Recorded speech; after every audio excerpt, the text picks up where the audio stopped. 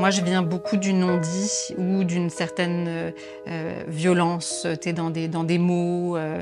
Moi, j'ai vu des hommes qui savaient pas comment exprimer en fait ce qu'ils ressentaient. Alors, ça a pu tomber dans de la consommation de substances, ça a pu tomber dans des problèmes de santé mentale. C'est sûr que j'ai été confrontée à ça très jeune. C'est les hommes que j'ai été chercher aussi dans ma vie de femme. J'ai reproduit ça un peu, moi, aller chercher des hommes avec qui la communication, c'était compliqué.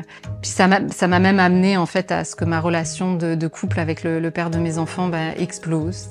On s'est séparés, ça a été très difficile pour moi. Et là a commencé un chemin de compréhension de tous ces mécanismes en fait, qui se mettent en place pour survivre. Faire un travail sur soi, aller chercher des outils de communication, de gestion des émotions, d'apprivoisement d'une émotion. C'est quoi une émotion? C'est quoi la colère, de la tristesse, de la joie aussi? Et ce colloque vient là pour ça un peu, pour essayer de donner une nouvelle voie, une nouvelle piste pour que l'homme, l'être humain, tous les êtres humains puissent s'exprimer avec ce qu'ils vivent, ce qu'ils ressentent comme émotion.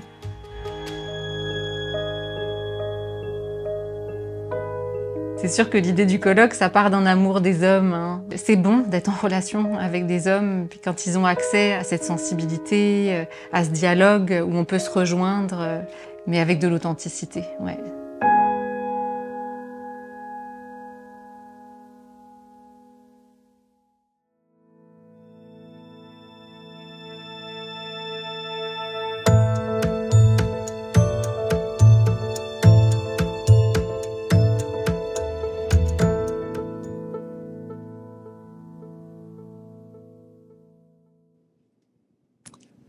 Bon, on va passer à notre deuxième présentation de la journée. J'espère que vous êtes prêts à ça. Avec Anne-Cécile Hartemann. Allô, Anne-Cécile. Allô, Yvon. Tu dois être contente que ce soit ton tour, enfin. Oui, il y a de la fébrilité quand même. Oui. Ouais, mais je suis contente. Oui. Ouais. Je suis contente d'être là. Ouais. OK. Je vais aussi te présenter professionnellement. Ouais. Puis après ça, quelque chose de personnel, relationnel. Anne-Cécile, tu es thérapeute en relation d'aide, conférencière, animatrice d'ateliers sur le thème de la métamorphose. Chose que tu as toi-même intégrée. Formatrice au Centre de relations d'aide de Montréal et auteure du livre Métamorphose. Le courage d'aller vers soi. Tu accompagnes des hommes et des femmes en individuel, en couple et en groupe. Au cours de tes différentes pratiques, tu as pu constater l'importance et l'impact de l'expression de la sensibilité masculine. C'est dans ce contexte que tu m'as proposé de créer ensemble un colloque sur la condition masculine. Anne-Cécile, d'abord, as-tu besoin de te poser plus? Comment ça va là? Qu'est-ce qui se passe pour toi avant de présenter la vidéo? Ça va. C'est sûr que quand tu m'as demandé de donner une conférence, ça m'a demandé d'y penser. C'était un sujet délicat de me montrer. Là, je sais que je vais être vue par pas mal de monde ce matin. Là, il y a beaucoup de monde en ligne. Mais en même temps, je trouvais ça important de pouvoir témoigner en tant que femme des impacts d'une sensibilité refoulée et des impacts d'une sensibilité exprimée, parce que j'ai eu ça sur mon chemin aussi. Des impacts sur toi comme femme. Exactement, voilà. Fait que, comme on en a parlé souvent, ce colloque, ça te veut une main tendue. Tu voulais pas faire ça. Toi, tu m'as dit, là, Anne-Cécile, tu vas être là, puis c'est une main tendue aussi pour la relation. Donc, c'est pour ça que j'ai dit oui. Mais je reste fébrile. Il y a les deux, hein. C'est ça que je comprends, là, une fébrilité, puis en même temps, contente d'être là. Parce que c'est important, puis j'ai envie de dire que c'est possible d'être dans des relations avec les hommes qui peuvent refouler une sensibilité aussi. Enfin, je vais en parler dans ma conférence, mais c'est ça, avec leurs limites aussi aux hommes, puis que c'est correct, puis d'aller se nourrir. dans des relations. Voilà. Ben oui, puis après le vidéo, on va y revenir. Oui, Puis je rappelle aux gens là que vous pouvez, là, puis allez-y, mettre des commentaires, des questions. Anne-Cécile pourra répondre à ça là, après le vidéo. Je ouais. veux quand même ajouter des choses. Anne-Cécile, c'est toi l'instigatrice de ça. Mm. Tu sais, ça va avec ta présentation. Tu sais, ton intérêt à entendre les hommes, ton intérêt à ce que les hommes accueillent leur sensibilité, ton intérêt à être en relation avec les hommes qui Ouais. t'a amené à faire ça. Puis ça me fascine parce que ça prenait une femme pour initier ça. Tu sais, tout à l'heure, Pierre parlait. C'est des femmes qui ont eu de l'impact sur moi à me motiver, à me donner le goût de la relation, d'aller plus loin, parce qu'elles vivaient avec moi puis qu'elles m'exprimaient. Mhm. Tu sais, fait que oui, souvent des femmes. Colette Portelance qui était, fait que ça prenait une femme pour une femme qui aime les hommes Ouais. Ouais. pour initier ça. Mm. Je regarde s'il y avait autre chose que je voulais rajouter parce que j'ai pas mal tout dit dans ça, mais je veux dire par là que je voulais aussi que tu donnes cette conférence-là parce que pour moi, t'es inspirante pour les femmes à apprendre à s'occuper d'elles, de leur besoin d'être en relation avec les hommes, mais avec responsabilité Mhm. et moins de culpabilisation parce que ça ferme les gars, ça. Tu sais, puis moi, je suis un gars, j'ai fait du travail sur moi, mais aussitôt que je sens de la culpabilisation, moi, je me referme. Mhm. Ça se fait tout seul. C'est le fun, j'ai même pas besoin d'y penser. Mhm. Ça se fait tout seul. Tu sais, fait que je trouve que t'inspires les femmes à ça. Puis t'inspires de la sécurité chez les gars. Mhm. Ah oui, ça me fait plaisir que tu dises ça. C'est quelque Ouais. chose que je suis une grande insécure à la base. J'ai beaucoup travaillé ça, moi, me sécuriser et me sécuriser en relation. Puis c'est vrai qu'on me dit souvent que je suis très sécurisante. Il y a Ah quelque oui. chose dans la relation avec mes clients, avec Qui les donne temps une ouais. confiance que je peux m'ouvrir, là. Ouais. Je recevrai pas quelque chose, là, Mhm. tu sais. Fait que je trouve que t'es inspirante à ce niveau-là. Ouais, ben, bah, tant mieux. Moi, il y a juste quelque chose que j'ai Ouais. envie d'ajouter aussi. Dans la conférence, il y a des outils. Parce que c'était important aussi pour moi de pouvoir dire, OK, comment on fait ça? Vivre une OK. relation plus satisfaisante avec OK. l'autre. Fait que, il y a ça qui est présent aussi dans la conférence. Fait que j'espère que les personnes qui nous écoutent vont trouver des pistes aussi pour s'occuper d'eux. Ouais. Ouais. Parfait. Ben, on écoute ça, C'est bon. Anne-Cécile, puis on placote de ça après. Après. À tout à l'heure. Bonjour à toutes et à tous.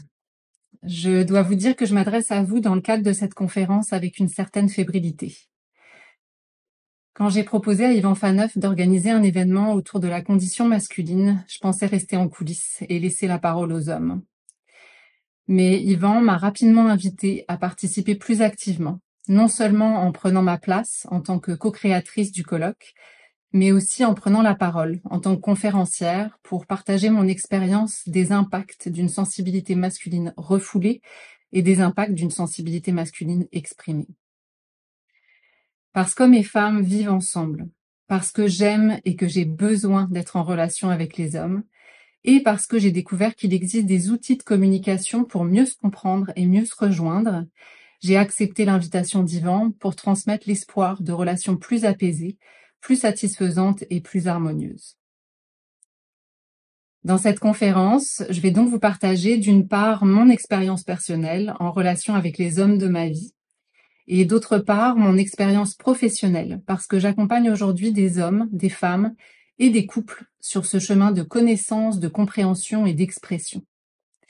Je vais aussi vous parler des outils qui permettent de créer une meilleure relation à soi et aux autres.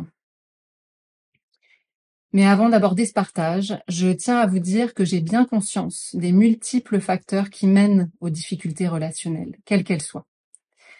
Il n'est pas toujours possible d'avoir accès à sa propre vulnérabilité et d'exprimer ses émotions. Les limites sont parfois réelles et les identifier, les accepter peut aussi mener à une voie d'apaisement en relation. Mon histoire est unique et j'ai pas la prétention de faire de la mienne une expérience universelle. Alors bien humblement, je vais vous faire part de mes observations et de ce qui a fonctionné pour moi pour transformer ma relation avec les hommes.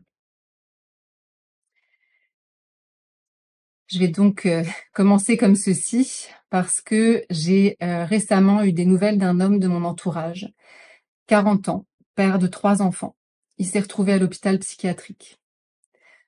C'est un homme aux apparences très solides qui semblait infaillible pour ses proches. Il s'est effondré en quelques jours. Sa famille a découvert qu'il mélangeait anxiolytiques et alcool depuis des mois pour survivre à un chaos qu'il habitait depuis des années. Ayant grandi dans un milieu où l'expression de la vulnérabilité pour les hommes était jugée comme une faiblesse, il n'a jamais parlé de ce qu'il vivait. Il a pris sur lui. Conditionné à la performance, il a accumulé la pression sans jamais relâcher et il s'est effondré. Des histoires comme celle-ci, on en connaît tous autour de nous. Et j'ai vécu moi-même dans un monde où j'avais pas accès à l'expression de la sensibilité des hommes. J'ai grandi avec un père qui avait vécu son lot d'événements marquants et traumatisants et qui s'est réfugié dans des comportements défensifs de survie de type addictif qui lui permettaient de refouler ses émotions souffrantes. Puis, vers l'âge de 8 ans, un autre homme est entré dans ma vie. Un beau-père au comportement toxique de manipulation et de domination. C'était ses moyens à lui de se couper de ses émotions. Il est resté une dizaine d'années marié à ma mère. Ces hommes que j'ai côtoyés comme modèles masculins présentaient des traits communs. Leur histoire leur avait laissé un vécu souffrant non exprimé. Alors, émotions tantôt refoulées par différents moyens, comme la consommation de drogue ou de médicaments, ou tantôt projetées par des violences verbales et psychiques à l'égard de ma mère et à mon égard. J'ai donc été témoin et victime de leur comportement lorsque j'étais enfant. J'ai donc grandi dans une atmosphère banalisée de conflits, de non-dits, de malaise et de tensions, mais aussi d'agression et d'une immense insécurité affective qui m'a poursuivie pendant des années. Cette atmosphère était pour moi la normalité de la condition masculine. Et à cette époque, j'avais ni la conscience ni les outils pour prendre soin de moi dans ces relations. Les impacts ont été multiples et ça me touche de penser à quel point c'était ma réalité à l'époque. Mon estime personnelle a été profondément affectée. J'ai eu longtemps une image de moi dévalorisée, je me sentais pas intelligente, pas attirante, pas capable d'entreprendre certains projets qui étaient pourtant tout à fait à ma portée. Ça a aussi créé un grand sentiment d'insécurité. J'avais peur de tout le temps. Et je ne me sentant pas capable de faire face à certains événements de la vie, j'ai développé des mécanismes de défense, de survie, comme le contrôle. J'avais besoin de sécuriser coûte que coûte mon environnement, mais ça créait aussi en moi un stress permanent. Un autre impact, c'est que pour me protéger, j'ai dû prendre de la distance avec mon père à plusieurs reprises. La période la plus longue a duré 10 ans. Et ça a aussi créé, évidemment, des manques affectifs majeurs, des incompréhensions et une très grande souffrance. Et un moyen de combler les manques et de me sécuriser était de pouvoir compter sur l'autre pour pouvoir évoluer dans la vie. Ma relation aux hommes à partir de l'adolescence s'en est vue affectée et en fait, j'ai développé une dépendance affective. Ne supportant pas d'être seule, ayant un besoin viscéral de m'attacher à l'homme, j'ai enchaîné les relations amoureuses. Et dans ma relation avec les hommes, j'avais tendance à mettre l'autre en valeur, à pas me montrer telle que j'étais puisque j'en avais même pas conscience. J'ai adopté un fonctionnement de sauveuse à maintes reprises et j'ai aussi fait le caméléon pour plaire à l'autre, pour répondre aux besoins de l'autre. C'était une manière pour moi de créer l'attachement, de me sentir utile et importante pour l'autre et donc de me sentir aimée et sécurisée affectivement. Mais dans ce fonctionnement, je me suis perdue. Je savais pas vraiment qui j'étais. Je suis allée vers des hommes qui répondaient au modèle masculin que j'avais connu, jusqu'à rencontrer le père de mes enfants après avoir traversé l'océan Atlantique pour fuir les malaises qui m'habitaient à l'époque. Lorsque je l'ai rencontré, le père de mes enfants présentait les traits de mes partenaires habituels. Comportement addictif, pas d'accès à l'expression des émotions, pas disponible. En fait, tout était là pour recréer le modèle initial d'insécurité que j'avais connu. Mais quand j'ai réussi à obtenir son engagement, après avoir usé inconsciemment de grands stratagèmes pour l'attirer à moi, j'ai obtenu un répit. Et même si je répétais le scénario, je dois dire que j'ai eu la chance d'échapper au modèle de la relation toxique avec lui. On a eu de belles années à construire notre famille, notre vie professionnelle et sociale. Mais Lorsqu'il m'a quittée, soudainement, 12 ans plus tard, la souffrance est revenue en force. Je portais en moi cette croyance que j'étais pas capable de faire face à la vie. Alors ça a été un véritable tsunami et j'ai pas eu d'autre choix que de demander de l'aide pour ouvrir les yeux sur des dysfonctionnements majeurs en fait que j'avais dans ma relation avec les hommes. Alors cette crise m'a amenée à faire tout un travail de conscience, de guérison. J'ai eu l'occasion de découvrir le pouvoir en fait d'un travail thérapeutique bien accompagné et des outils très puissants qui m'ont permis de retrouver de l'autonomie, du discernement et de me connecter à de la sensibilité, car j'avais moi aussi mis en place des systèmes de défense, de survie, qui me coupaient en fait de ce que je ressentais pour pas souffrir. Au cours de ce cheminement, j'ai découvert qu'il existait des hommes avec qui je pouvais me sentir en confiance. Puis je vous le dis là, ça me touche d'y penser. Ça a été très important pour moi.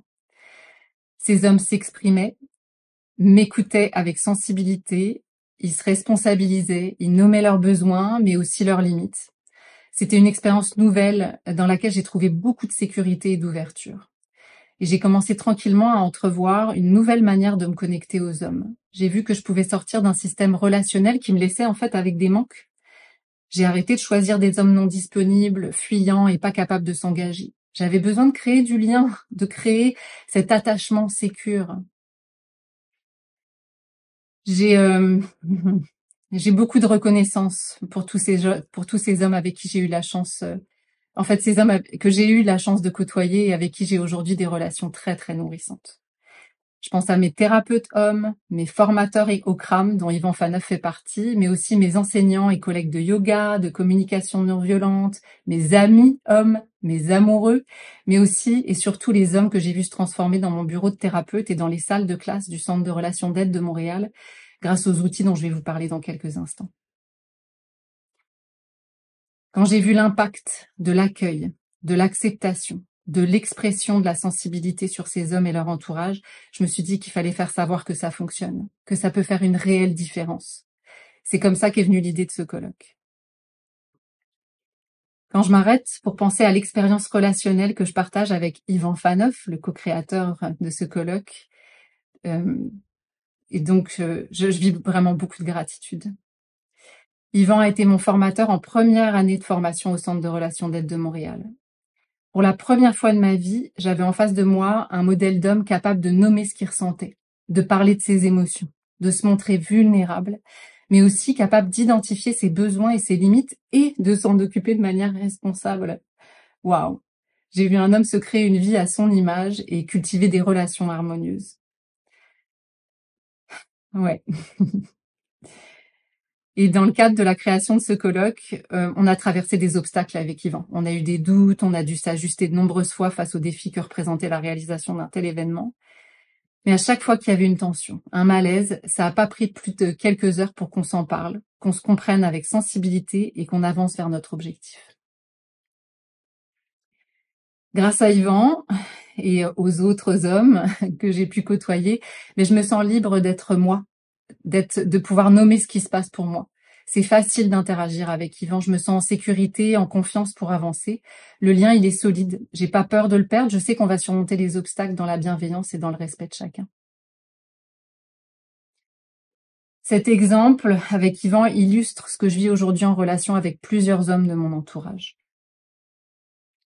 Ce que je vais vous dire, c'est important parce que une relation, ça se crée à deux. Alors, je vais maintenant vous partager 4 outils qui m'ont été indispensables pour parvenir à cette transformation. Outils que j'ai pris le temps d'intégrer semaine après semaine pour bénéficier des bienfaits et de leur efficacité. Alors, le premier outil, c'est le travail de connaissance de soi. Se connais-toi toi-même. J'ai commencé par revisiter mon histoire. J'ai identifié les zones sensibles que je porte, comme l'insécurité affective, et j'ai compris les fonctionnements insatisfaisants que j'avais développés pour survivre. Pour y arriver, j'ai été accompagnée par des thérapeutes et j'ai été soutenue par mon entourage que je remercie grandement pour leur aide. Apprendre à mieux me connaître, ça m'a permis de retrouver du pouvoir dans ma vie. J'étais plus victime des situations souffrantes. En prenant conscience que j'étais dans un fonctionnement de dépendance affective, que je remettais dans les mains de l'autre la responsabilité de mon bonheur, j'ai pu transformer ce fonctionnement. J'ai pu identifier que j'avais besoin de sécurité, d'amour, et m'en occuper d'une manière plus satisfaisante. J'ai pu commencer à observer que l'amour était tout autour de moi, mais que je le recevais pas, que j'avais des moyens de me sécuriser en posant des questions, en m'informant, mais je le voyais pas avant. Alors tranquillement, grâce à cette connaissance de moi, je me suis apaisée, puis j'ai retrouvé une vision plus juste en fait de qui je suis.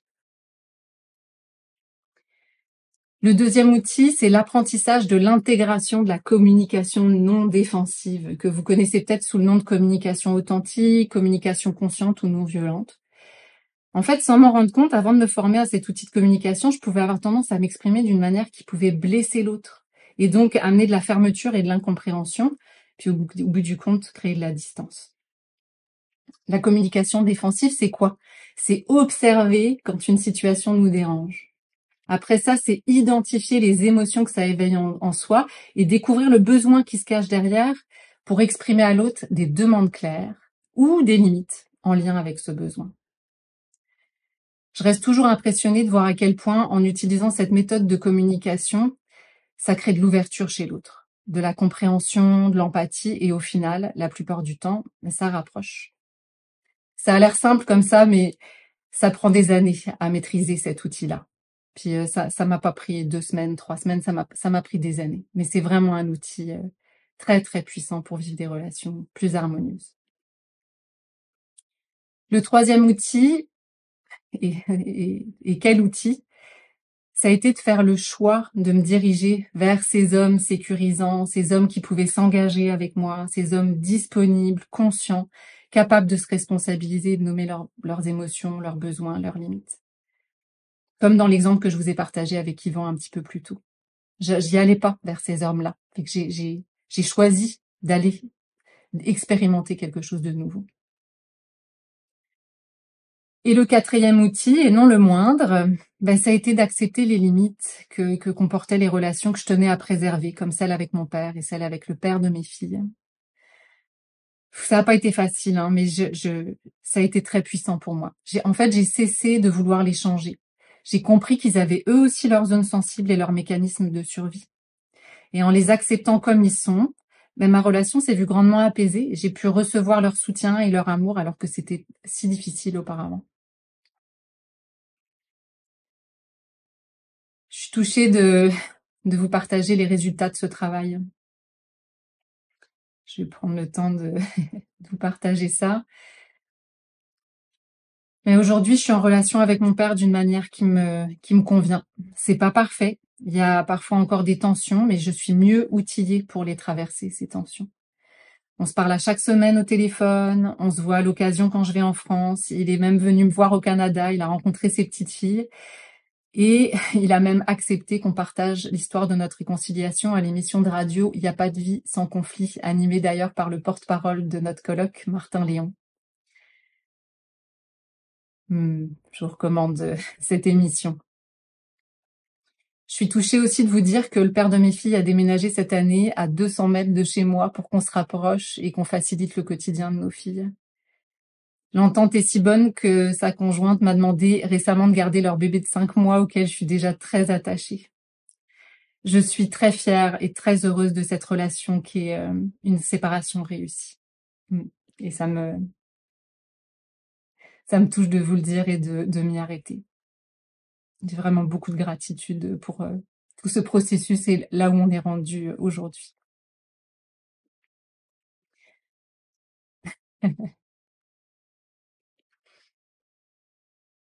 Ce que j'ai fait, en fait, c'est que j'ai cessé d'idéaliser l'homme parfait qui peut répondre à tous mes besoins. C'est une idée qui est complètement coupée de la réalité, puis qui peut mettre tellement de pression sur l'autre, qui peut éveiller beaucoup de culpabilité si la performance n'est pas au rendez-vous, puis cultiver chez l'autre le sentiment de jamais être à la hauteur.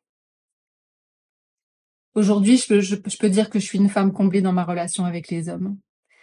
Et en fonction de mes besoins et des forces que je connais des hommes que je côtoie, je peux aller chercher tantôt l'accueil et l'écoute auprès de mon thérapeute homme, des conseils sur la gestion de mes finances auprès de mon père, du support parental auprès du père de mes filles, ou encore l'avis d'un ami proche conscient de ses émotions sur une situation relationnelle que je peux vivre, du support pour des travaux avec d'autres amis, mais aussi des bras réconfortants, du rire et des projets de voyage avec mon amoureux. Ouais, ça fait du bien de goûter à ça. Et puis, je vais rentrer dans la partie plus de l'expérience professionnelle parce que fascinée par les transformations que je voyais s'opérer grâce aux outils auxquels j'avais eu accès, j'ai décidé de me former à mon tour pour accompagner des hommes, des femmes et des couples qui avaient le souhait de vivre des relations plus harmonieuses. Et quand j'ai commencé ma pratique comme thérapeute, j'ai rapidement entendu et vu que les hommes avaient l'impression qu'ils avaient rien à dire ou qu'ils n'avaient pas les mots pour s'exprimer. Comme en parlent les conférenciers, les conférencières de ce colloque, c'est réel, il existe un conditionnement masculin. Vous savez, le pleure pas, sois fort. On n'a pas appris aux hommes à identifier leurs émotions, leurs besoins, leurs limites et à les exprimer. Donc pour les aider, ce que je fais, c'est que je donne dès le début des rencontres une feuille qui contient une liste des émotions et des besoins. Et en fait, en quelques séances, je vois des changements importants se produire. Hein. Ils mettent des mots sur ce qu'ils vivent, sur ce qu'ils ressentent en relation, et ils arrivent progressivement à s'exprimer de manière plus responsable et non défensive. Ça crée de l'ouverture, de la compréhension et de l'empathie pour l'autre. Puis pour vous donner une image que je partage aux personnes que j'accompagne, en fait, je symbolise le besoin. Un besoin, c'est quoi un besoin avec la représentation d'une cible de fléchette. Donc, la cible représente le besoin, par exemple le besoin d'amour. Puis les cercles de pointage représentent les différents moyens pour s'occuper de son besoin. Parce que pour chaque personne, les moyens sont très différents. Pour une personne, ça pourrait être 10 textos par jour, une autre un souper romantique par semaine, puis pour d'autres, aller faire du sport ensemble ou rénover une pièce de la maison. Quand les personnes arrivent dans mon bureau, la plupart ont l'attente inconsciente en fait que l'autre devine où se trouve la cible dans la maison et qu'elle vise dans le mille mais avec un bandeau sur les yeux. Tout un défi. Puis en fait, ce qui ressort, c'est que c'est pas. J'aime beaucoup montrer ça parce que c'est pas le manque de volonté qui empêche de bien viser, mais c'est le manque d'information et de connaissance des besoins et des moyens pour y parvenir, d'être précis. Donc comment s'occuper de son besoin d'amour. Il est donc de la responsabilité de chacun d'identifier ses besoins et de savoir comment s'en occuper, mais aussi tout en acceptant que l'autre a ses propres besoins et pourra peut-être pas viser au cœur de la cible à chaque fois. Et comprendre ce principe, ça évite bien des déceptions et des frustrations. Et un accompagnement avec un spécialiste de la communication authentique, ça peut être aidant. Le travail que les thérapeutes, que mes collègues et moi on fait comme thérapeutes de couple formés à l'approche non directive créatrice, en fait, c'est de favoriser les 3 E. J'aime bien, c'est simple, mais c'est tellement parlant. Le E de écoute, on va favoriser l'écoute, expression et empathie. Donc, c'est 3 grands E là qu'on va venir favoriser dans le travail. Puis, j'ai envie de vous donner un exemple de transformation en fait d'une émotion refoulée vers une émotion exprimée que je peux retrouver régulièrement dans ma pratique. Je vois souvent des hommes et des femmes qui arrivent avec des émotions comme ils sont découragés, frustrés, tristes, avec souvent un sentiment de solitude. C'est ça, c'est l'éloignement que ça a créé. Sentiment d'insatisfaction ou encore d'impuissance face aux difficultés relationnelles qu'ils rencontrent. Ils souffrent souvent de la distance qui s'est créée avec les personnes auxquelles ils tiennent. Mais n'ayant pas conscience de ce qui se passe en eux et n'ayant pas accès à des ressources pour s'en occuper, ils se mettent en mode survie et développent toutes sortes de mécanismes de défense. Vous avez sûrement entendu parler de ce fameux flight, fight, freeze, qu'on peut traduire par donc le flight, la fuite, donc qui peut se manifester concrètement par l'éloignement dans la relation, par la consommation de drogue, une pratique excessive de sport, une addiction aux écrans. On fuit à travers toutes ces choses-là.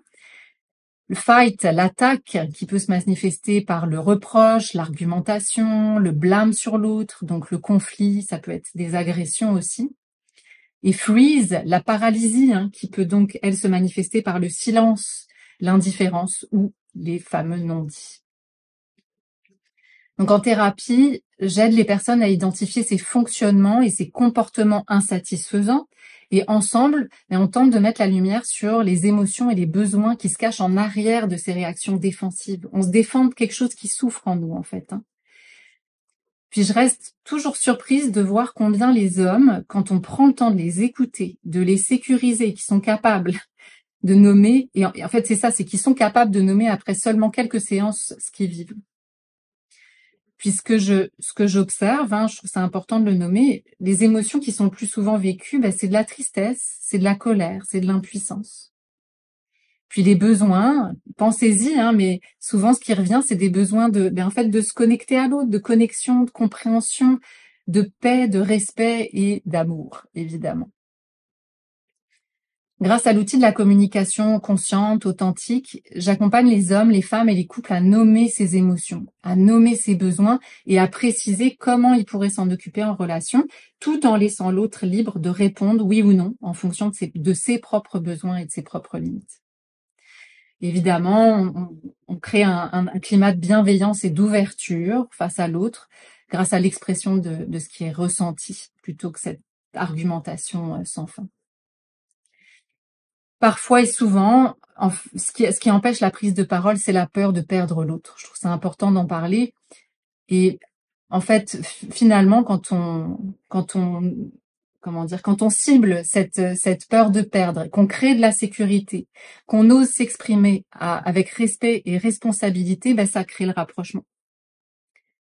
Puis ça me touche de penser à tous les moments dont j'ai été témoin en voyant des couples émus d'entendre ce que l'autre avait à dire quand on arrive à dépasser ces mécanismes de défense, de survie.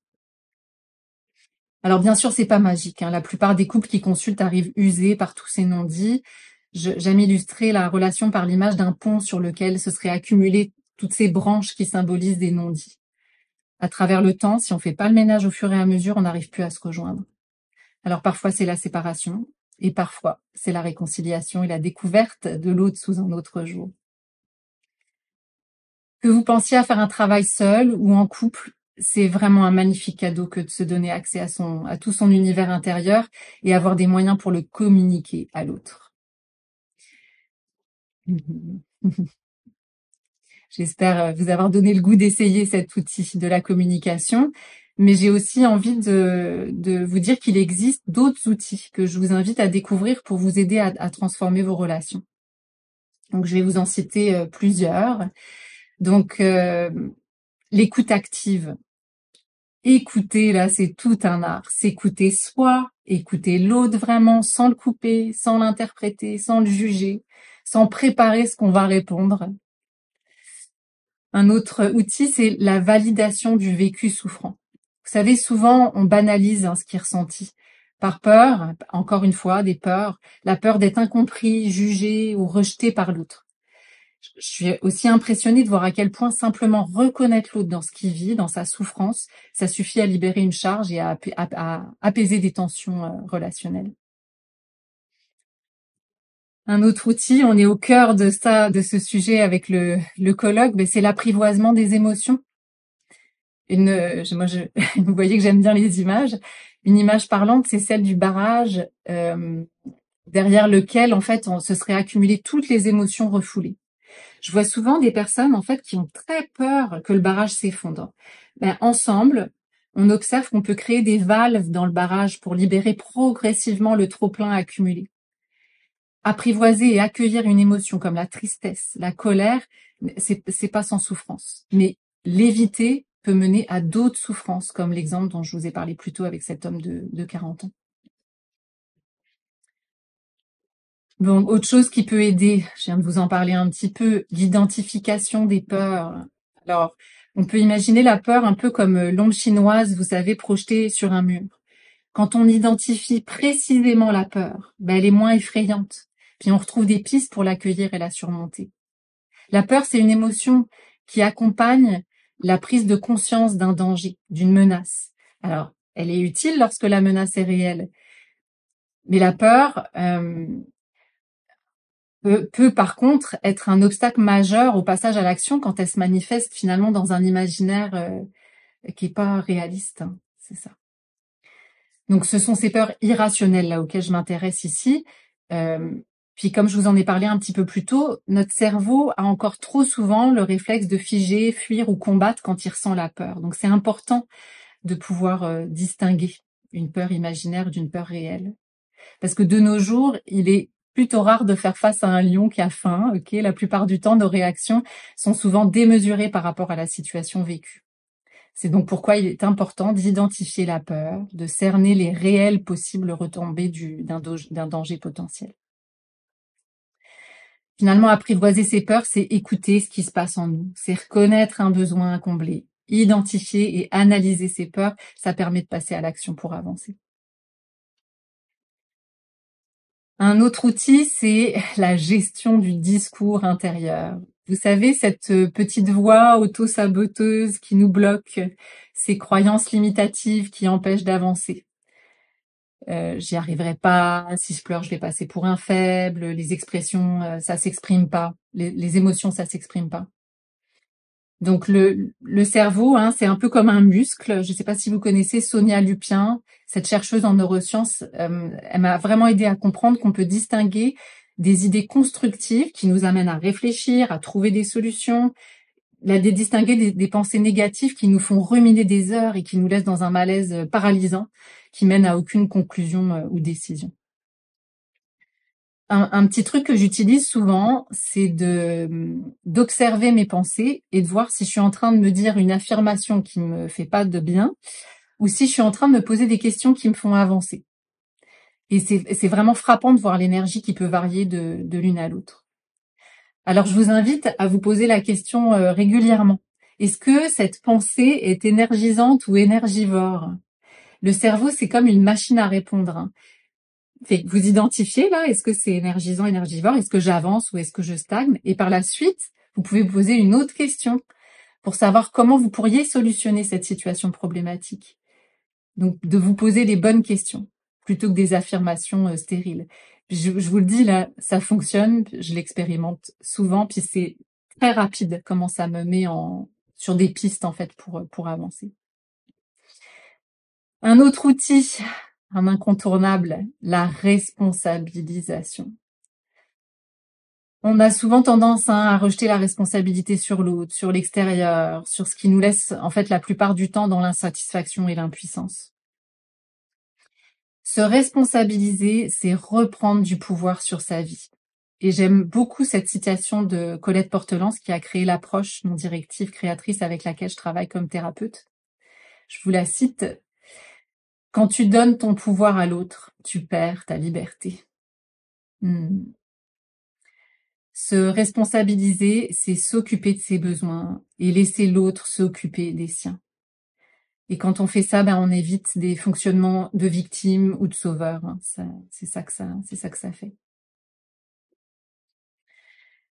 Et enfin, outils qui peuvent aider à transformer des fonctionnements relationnels insatisfaisants en fonctionnements satisfaisants. Je les aime beaucoup, ceux-là.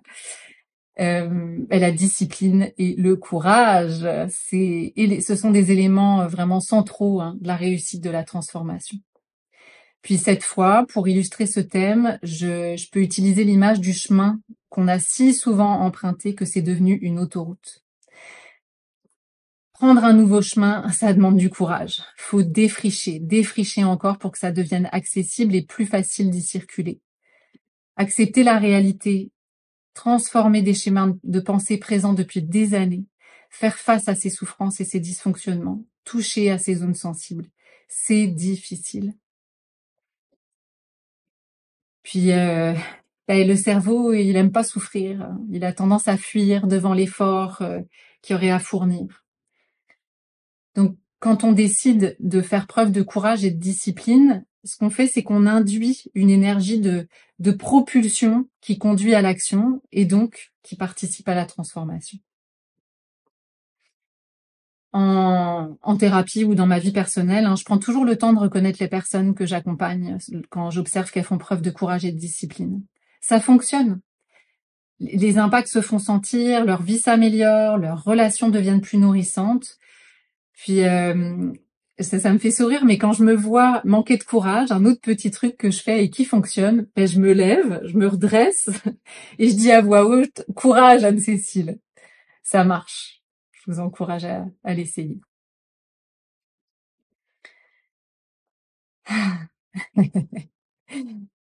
Tous ces outils. Donc, avec cette mise en lumière d'outils qui aident à la transformation, à la responsabilisation, à la relation à soi et aux autres, ben, j'espère avoir semé l'espoir qu'il est possible de trouver plus de satisfaction dans sa vie. J'y crois profondément, je l'expérimente, je vois autour de moi de plus en plus de personnes sur ce chemin, et c'est important pour moi de dire que ça se produit pas par magie. C'est accessible si on cesse de remettre le pouvoir de son bonheur entre les mains de l'autre, entre les mains de la société, si on décide de s'engager. Donc, c'est la liste d'outils dont je viens de vous parler, elle n'est pas exhaustive, hein, et il revient évidemment à chacun de trouver ce qui lui conviendra le mieux pour transformer ses relations. Et pour favoriser la compréhension de ces différents outils, j'ai envie de vous proposer un petit exercice à faire ensemble maintenant, qui va vous permettre de mettre en pratique la première étape de tout travail de transformation et de connaissance de soi, la prise de conscience. Alors on y va, on embarque. Donc je vais vous inviter à prendre une feuille, un stylo avant de commencer, que vous pouvez laisser de côté pour le moment, mais vous pouvez avoir ça accessible. Prenez le temps de vous installer confortablement dans un endroit là qui va vous convenir. Et puis fermez les yeux un instant. Prenez le temps de respirer, donc 3 grandes respirations. Je le fais avec vous et observez ce qui se passe dans votre corps. Sans jugement, vous pouvez juste observer ce qui se passe et tranquillement relâcher les tensions si vous en ressentez. Observez aussi les pensées qui vous traversent, mais sans trop vous y arrêter. Soyez juste présent à ce qui se passe en vous.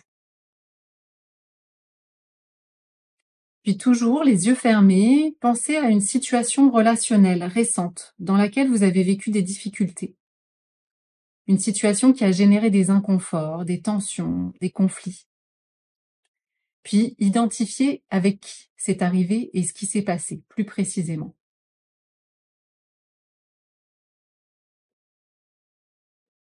Prenez le temps d'identifier, de préciser, de ressentir. Puis je vous invite à être à l'écoute des signes du corps. Comment cette tension, cet inconfort se manifeste en vous en ce moment?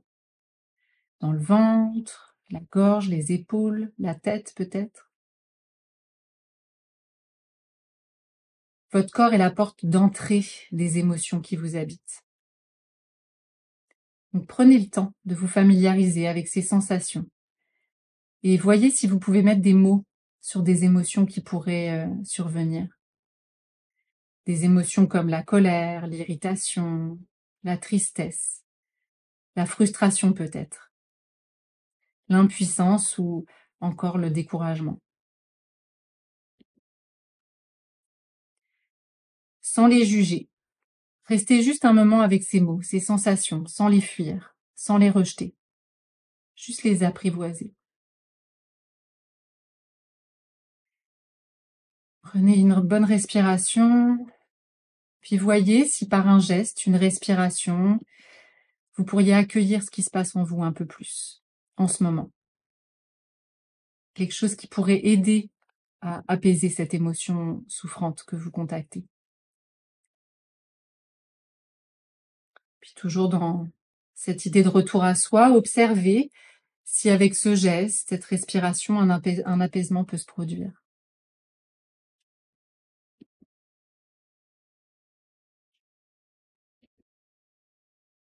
Prenez le temps maintenant de revenir à la situation pour identifier si peut-être maintenant il y aurait un besoin qui pourrait apparaître par rapport à celle-ci. Un besoin de sécurité, de compréhension, besoin de respect, de connexion. Juste mettre des mots sur un besoin qui n'est pas répondu. Hein. Et observez à nouveau ce qui se passe dans votre corps quand vous mettez des mots sur ce que vous vivez et ce que vous ressentez comme besoin. Est-ce que ça devient plus clair pour vous? Est-ce que peut-être il y a des idées de ressources qui arrivent à vous pour gérer cette situation d'une manière plus satisfaisante? Laissez-vous surprendre par ces ressources qui pourraient arriver. Puis notez-les mentalement. Notez ces ressources et observez ce qui se passe à nouveau dans votre corps. On fait des allers-retours de conscience et de ressenti.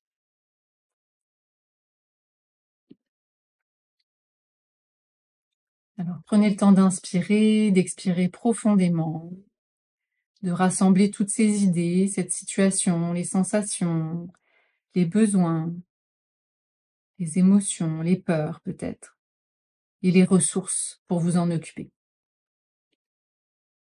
Puis je vais vous inviter à ouvrir tout doucement les yeux. Puis si vous voulez prendre le temps de noter sur votre feuille avec votre stylo, pour y écrire ce que vous avez observé. Les tensions dans le corps, les émotions, les besoins, les ressources pour vous occuper de ces besoins. Vous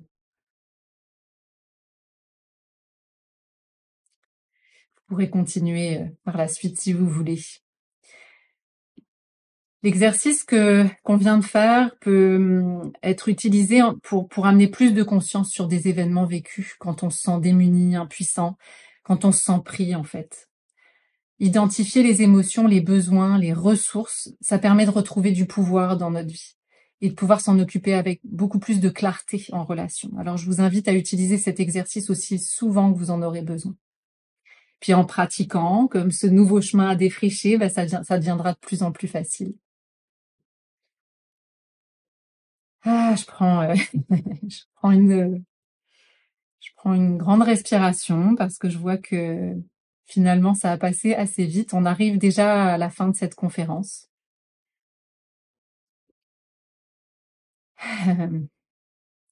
La conclusion que j'ai pu tirer de mon expérience personnelle, c'est que oui, il y a eu tout un travail qui est parti de moi dans la relation avec mon père et le père de mes enfants. Je me suis exprimée avec sensibilité et responsabilité. Ce que ça a fait, c'est que ça a créé de l'ouverture pour qu'ils se sentent pas attaqués. J'ai posé des questions, j'ai vérifié plutôt que d'interpréter. J'ai accepté leur rythme, leurs limites, j'ai entendu leurs besoins. Ça a transformé ma relation. Réellement. Je me sens aujourd'hui plus libre et en paix avec eux. Ça reste pas parfait. Une relation qui nous tient à cœur, ça se cultive tous les jours et ça demande du courage et de la persévérance. Mais tout ça, ça a été aussi possible parce que j'ai eu des modèles d'hommes qui faisaient cette démarche avec leur entourage et que ça m'a en fait donné l'espoir que c'était possible. Ce que je veux vous dire maintenant, c'est que c'est vrai, je constate quand même que la proportion homme-femme dans les activités de croissance personnelle est loin d'être équilibrée.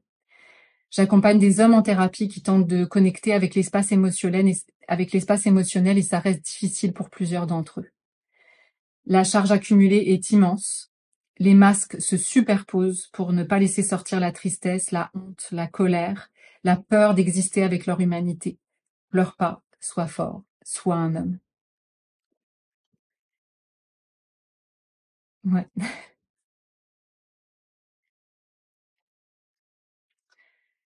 Ça a de l'impact sur moi de vous dire ces mots parce que pour moi ça fait tellement pas de sens. Cette sensibilité-là, elle est à l'intérieur des hommes, dans tous les êtres humains. J'ai eu récemment une discussion avec une amie de ma fille qui posait des questions sur le colloque. Elle trouvait le sujet bien intéressant parce qu'elle constate elle aussi à 15 ans, en 2024, que les garçons de son âge sont encore pour la plupart conditionnés à ne pas exprimer leurs émotions. La société véhicule encore trop souvent ces messages par des publicités, des films, la politique, les magazines, les réseaux sociaux. Selon des données récentes de Statistique Canada, le taux de suicide est 3 fois plus élevé chez les hommes que chez les femmes. Le taux de criminalité 5 fois plus élevé. sais pas si vous connaissez ce documentaire américain, Le masque que tu portes, The Mask You Live In, de Jennifer Sibel, qui relate la vie de ces milliers d'hommes qui doivent se forger dès le plus jeune âge une personnalité d'homme insensible, prêt à affronter la vie sans demander d'aide, refoulant toute émotion qui pourrait montrer une faille dans l'homme fort qu'on attend d'eux. Mais en final, ils se retrouvent isolés, sous leur masque, en mode survie. Et ce trop-plein accumulé se transforme en agressivité, en consommation de drogue, et peut même mener au suicide. J'aimerais que toutes les conférences et les tables rondes de Scolotte puissent être entendues par des hommes qui oseront ouvrir la voie de la transformation intérieure, une nouvelle voie masculine. La société est en mutation, je le vois.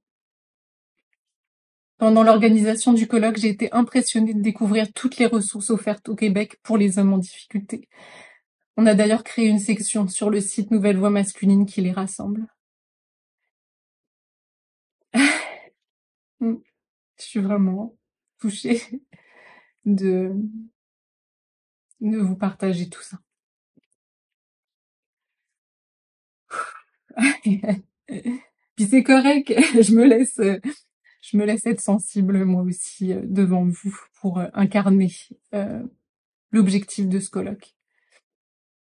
Et je vais terminer en vous partageant aussi d'autres ressources parce que je trouve ça bien important de vous en parler.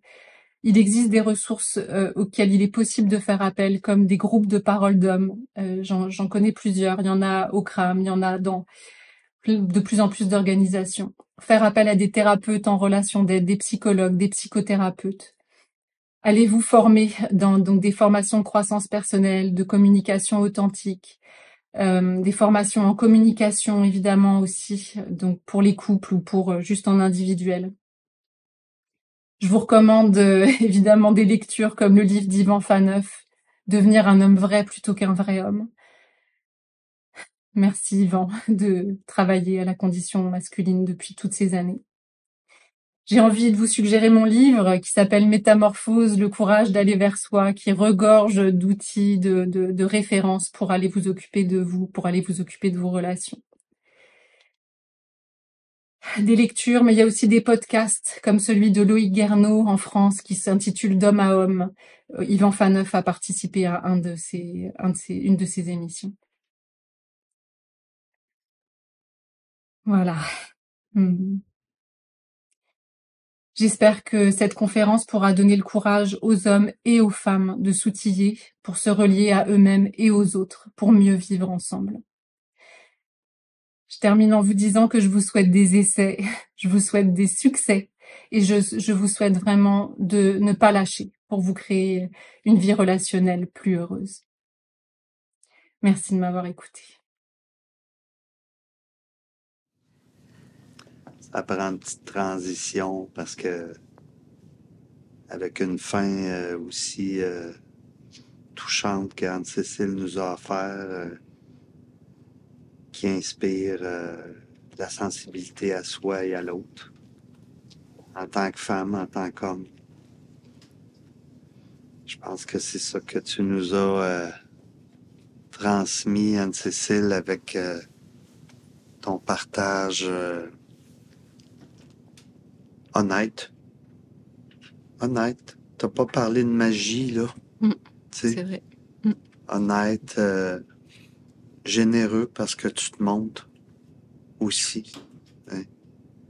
Puis respectueux. Respectueux de la différence de chacun. Ben oui. Ben oui. Toi, comment tu termines après avoir écouté ta vidéo? Ben, je termine émue. Émue de me revoir, me laisser toucher en fait, surtout par cette conclusion, par mon histoire dont je parle plus au début, j'ai envie de préciser aussi que c'était tout un défi pour moi de faire cette conférence. Fait que j'ai choisi, je t'ai demandé si je pouvais l'enregistrer. Oui. Je pense justement pour pouvoir me laisser toucher aussi, parce que de le faire en direct avec toute l'organisation du colloque, j'avais peur de pas pouvoir justement avoir accès à ça. Oui. Fait que je suis contente de l'avoir offert comme ça. Mm. Mais c'est ça, je reste avec ça, je reste avec je vais être encore émue. Mm. Mon profond amour pour les hommes, pour la femme relationnelle que je suis et que j'adore être en relation et que il y a des outils pour ça en fait, que je viens d'un monde où c'était pas satisfaisant et j'ai souffert beaucoup, je me suis coupée beaucoup moi-même, j'ai tellement interprété, tu sais, j'ai tellement imaginé que l'autre disait des choses pour je pense beaucoup moi. Puis je me fatiguais là. Ça, j'ai pu stopper ça tout de suite avec la vérification. Quand j'entends l'autre qui dit quelque chose ou que je le vois qui fait quelque chose, je vérifie tout de suite pourquoi tu fais ça. Puis ça sécurise. Puis souvent, je suis surprise. C'était pas ce que je m'imaginais, là. Fait que... J'aimerais ça que tu aies accès un petit peu. Là. Je veux pas te couper dans ton oui, élan, ok, mais un ok. petit peu parce qu'il y a plusieurs commentaires. Ok. Ça te tente-tu? Ben oui, c'est sûr. Ça me ferait plaisir. Excuse-moi. Ouais. Commentaire qui dit « Comme vous êtes inspirante, merci de nous laisser ressentir votre force sensible.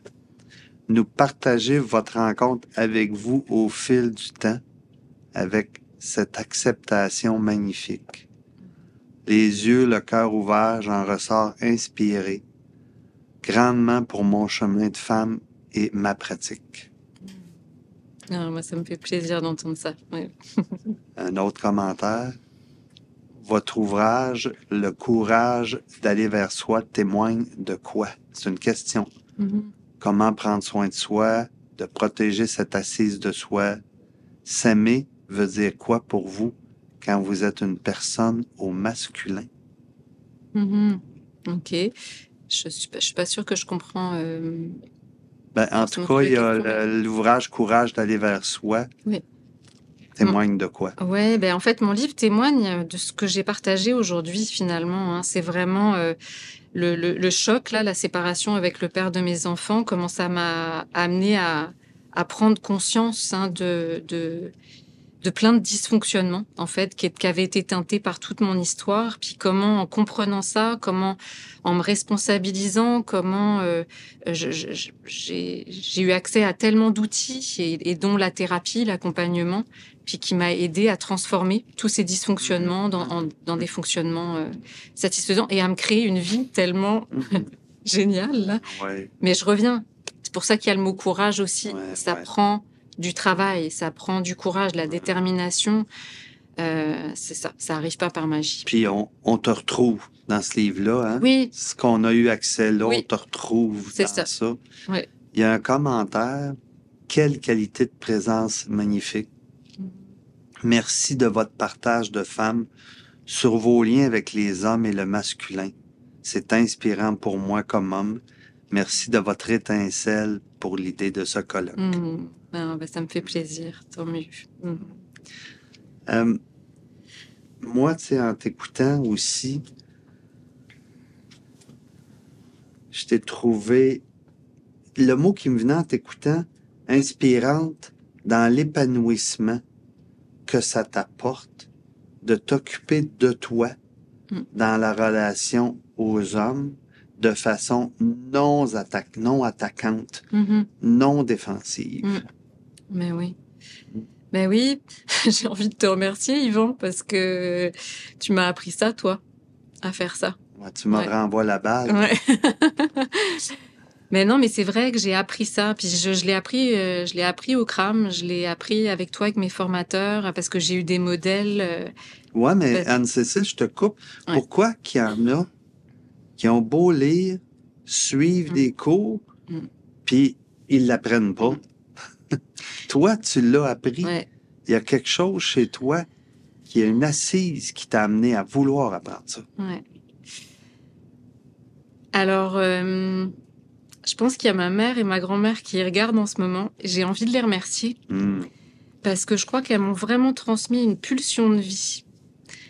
Et en fait, pourquoi? Je sais pas pour les autres. Peut-être qu'il y a une trop grande souffrance, puis qu'il y a des gens pour qui c'est pas possible réellement. J'en parle dans mon introduction. Il y a des gens traumatisés, tu sais, qui vraiment... Mais puis, je suis une femme traumatisée. J'en ai vécu plusieurs des traumas. Mais je sais pas, il y a une pulsion de vie dans cette lignée de femmes. En fait, ça part d'un profond désir d'être Ouais. heureuse et d'avoir le courage d'aller me confronter à des blessures, à de la souffrance, puis parce que je l'ai expérimenté, puis que je vois que je m'apaise à chaque fois que je fais ça. Moi, je rajouterais un petit quelque chose parce que je Vas-y te donc. connais depuis un petit bout. Vas-y donc. Moi, ce qui m'a toujours frappé chez toi, c'est ton souci de porter le regard vers toi, Ouais, de te responsabiliser, qui fait que dans ça, il n'y a pas de limite là où ça peut te exactement. mener là. Mais Yvan, c'est parce que j'ai essayé de changer les autres. Et Oui, ça tu l'as marche pas. connu, les Mais oui, responsabilités. ça fonctionne pas. Fait que dans ce profond désir d'être heureuse et Tu veux dire que d'être travailler en sur l'autre, relation, ça marche pas. ben, mauvaise nouvelle. C'est ça. Mais et ce qui est incroyable, c'est quand on commence à faire ce travail sur soi, ça a de Ça fait l'impact sur bouger l'autre. l'autre. Vraiment. Ça, c'est assez impressionnant. Quelqu'un qui dit merci, merci du fond du cœur, Anne-Cécile, pour la vulnérabilité que ça demande de partager qui tu es. Dans ma sensibilité d'homme, je me suis senti profondément contacté à ce que tu nous as offert aujourd'hui. T'as de l'impact sur les gars? Ouais. Ben oui, ben j'en suis Mm. très émue. Mm. Vraiment. Mm. Tant mieux. Puis on est là pour ça tout le week-end. Toucher à sa sensibilité, à sa vulnérabilité. Ça ouvre le cœur. C'est ça que ça fait. Fait que tant mieux si c'est ça que ça a comme impact. Puis j'invite toutes les personnes à faire ce travail-là. Mm. Il y a d'autres commentaires, tu pourras oui, regarder ok. ça, on arrive déjà à Ouais. la fin. Tu sais, Anne-Cécile, je suis tellement content d'avoir pas fait le colloque, mais vécu le colloque avec toi Mm. pendant cette année et demie-là. Merci encore, puis t'as encore une place à influencer les femmes et les hommes à être en relation non défensive. Mm. Mm. Merci beaucoup. Merci Yvan, puis merci à toi. J'ai adoré vivre cette aventure avec toi. Donc, on va ensuite de ça aller vers notre troisième conférence, présentation avec Jean-Philippe de Tonac. On va prendre une pause de 15 minutes. Jean-Philippe est en France, à Paris, je crois. Fait qu'on on va le retrouver en vidéoconférence tantôt, puis il va nous parler dans la même lignée, hein, l'éloge de la vulnérabilité masculine. Jean-Philippe a interviewé des hommes pour avoir accès. Il l'a fait pour lui, pour avoir accès à cette vulnérabilité-là. Et ces hommes-là l'ont fait de façon intime et transparente. Fait qu'on, on rencontre Jean-Philippe dans quelques minutes. À tantôt.